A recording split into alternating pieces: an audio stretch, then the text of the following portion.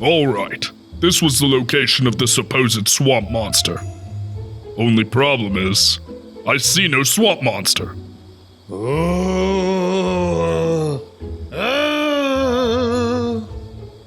You again? What are you doing in a disgusting location such as this?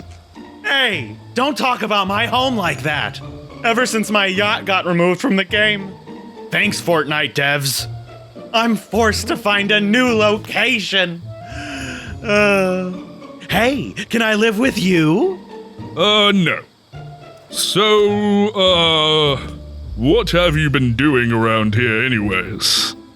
Well, since I can't play Fortnite on my phone anymore, I've just been watching NewScapeGames, my source for Fortnite news, leaks, and theories. NewScapeGames? Yeah, it's the channel you're currently watching. Be sure to subscribe, because at 300,000 subscribers, I'm telling a hilarious knock-knock joke. Oh, well, I don't... Oh, shh, the video's starting. Season 4 has arrived, and like with every season of Fortnite, there are some big changes that have come to the game, good and bad. We've already talked about the hidden secrets of the season that you might have missed, but now we're going to look at all the stuff we don't want to look at. The things that make us go, oh, Fortnite, what are you doing? There's some changes that have come that have just been all around bad for the game. We're going to be looking at how Epic has tweaked the spawn rate of chests, and how that has impacted the meta of Fortnite. We'll look at why this battle pass might be a bad sign of things to come. We'll dive into all the new weapons, power-ups, and devices that have been added to the game that may or may not be completely busted. Epic Games will probably be adjusting the season as problem areas arise, so we're really just helping them out by pointing out all the things that they should change. You're welcome, Epic Games. You're welcome. Some of these things have real potential to ruin the game we love so much, so it's our duty to bring them to Epic's attention. Before we get into the nitty-gritty of this season, like the video, subscribe to the channel if you haven't already, click that bell so you never miss a video, and leave a comment about what you want us to cover next. Also, don't forget to use code NewScapePro in the item shop. This is NewScapeGames, your source for Fortnite news, leaks, and theories. Mobile. Mobile Fortnite will not be receiving any updates from Epic Games. We've talked about the legal troubles between Epic Games and Apple in previous videos on this channel, so we won't get into too much detail about the specifics. The short version is that Epic Games tried to circumvent the fees Apple takes out from in-app purchases, which resulted in Apple taking Fortnite Mobile off of the App Store. Apple has taken away the dev tools from Epic Games that are needed to create updates on the iOS. While we don't play on mobile, our hearts go out to our mobile brothers. This season, while having some controversial changes that we'll be getting into later in this video, has been really fun so far. In addition to not being able to purchase the Battle Pass, mobile players and macOS players can open gifts containing Season 4 cosmetics, play in duos, battle lab, and limited time modes, or complete their challenges. This is a major bummer. It's sad that big companies squabbling over money makes players lose out in the end. As the court case heats up, we'll be sure to keep you updated on all the new details. In the meantime, you can look out for players in the Tart Tycoon skin. Players receive this skin by competing in the free Fortnite Cup and earning 10 points in 12 games. It may take a little bit of time to roll out the skins though, as Fortnite tweeted out that they were hoping to get the skins out by the end of the week. Loot changes. For the first time this chapter, Fortnite has changed the frequency of chest drops. What that means is there is now a 50 to 70% chance a chest will spawn in a particular location. Landing at your favorite drop will not guarantee you the chest you always get. But it goes much further than just ruining your favorite landing spot. Players have reported that they've searched entire POIs and barely found any chests. Less chests, less loot, less fun. We assume Epic wants to slow down the early game, forcing players to land at less desirable locations in order to secure the loot they need to win. What actually happens, though, is that players run around like fools with no weapons, and the lucky players that found a chest pick off the defenseless players. We here at NewScapeGames prefer having the chest locked in place, where only the fastest player has the edge. The only real luck is what you get out of the chest, and even a skillful player can get a kill with an uncommon pistol. All we are saying is that there is no reason to change a tried and true game mechanic. So please, Epic, change it back. Please. Emotes and Cosmetics. Another big departure from last season is that certain cosmetic items are only usable by certain skins. Often, it is just the skin that item is connected to. This is insanely lame. Part of the fun in having so many cosmetic items is that you can mix and match them with other skins. Having Dr. Doom's cape only usable by Dr. Doom takes away the fun of having that particular item. We think we get Epic's thinking on this. A pickaxe like Mjolnir shouldn't be usable by those that are unworthy. It's an interesting idea that could have been a cool quirk of that particular item, but having it be true of all the coolest gliders put into Fortnite is hugely disappointing.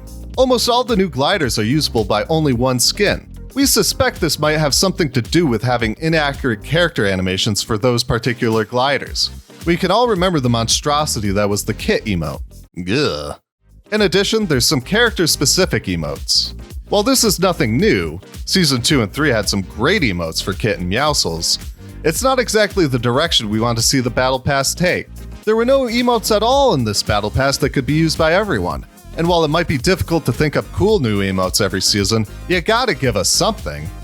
The most egregious example we could think of was Dr. Doom's throne emote. You could only use it during a victory royale. What? It's insanely disappointing that you can only use it in that very limited time frame. It's a cool emote that puts "take a seat" to shame. Who wouldn't want to flaunt it? It may sound like we're complaining just to complain, but if this is the direction we are taking with the Battle Pass, we need to voice our opinions. We want these cool items for all our skins, not just those that are worthy. Weapons. There are a great number of new and unvaulted weapons in the new season that are surprisingly powerful. The Stark Industries rifle being one of the more exciting and possibly game-breaking additions to the game. Guarding the Quinjet are Stark bots equipped with the new Stark Industries rifle. This rare weapon fires a devastating blast of energy, giving a heavy 162.8 damage per second. What makes this weapon even better than similar assault rifles is that the bloom on the gun is minimal.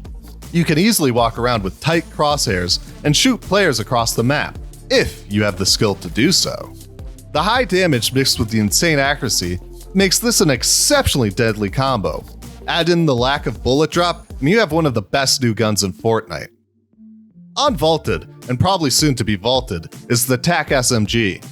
There was nothing more satisfying than tearing opponents apart with the TAC SMG back in the day. While this newest unvaulting does come with a heavy nerf, going down to 25 bullets in a mag, and the fire rate from 13 to 9, this is still a lethal weapon. If you find this in your first chest, lucky day, because this will absolutely destroy in the early seconds of a match. After having to play an entire season without the pump shotgun, it's been unvaulted.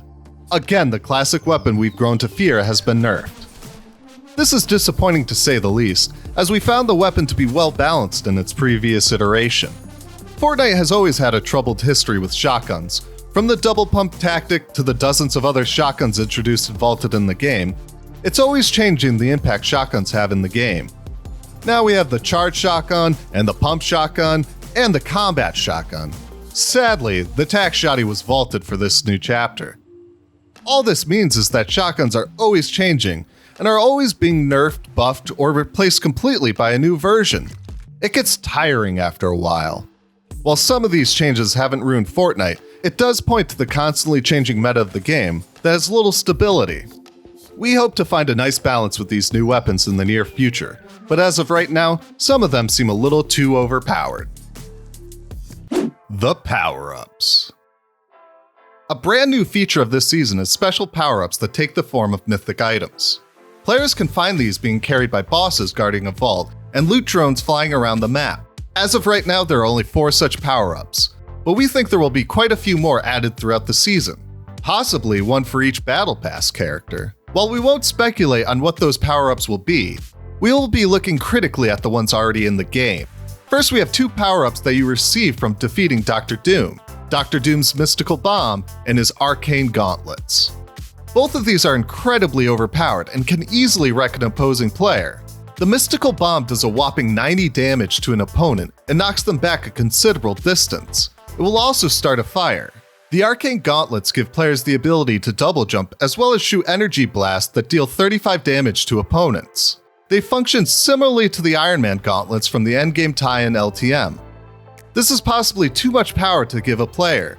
It makes you feel truly superpowered, but in a game that walks a tightrope in balancing everything, this definitely tips the scales to being way overpowered. Another power-up that gives players a huge advantage over the competition is Groot's Shield. What this power-up does is put you in a protective ball that can roll over opponents' builds and heals you while you're in it.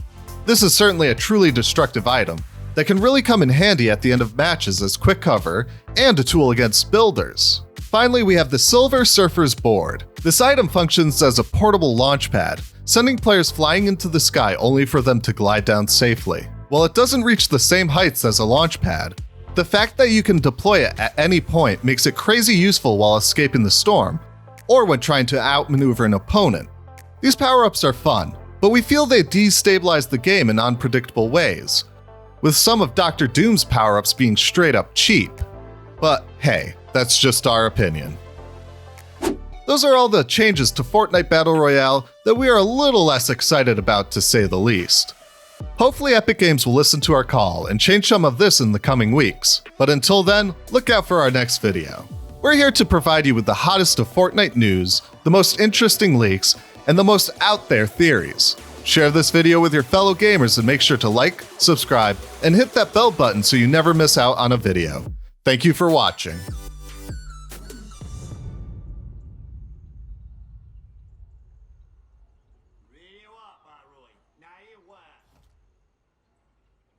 I was there. I will say.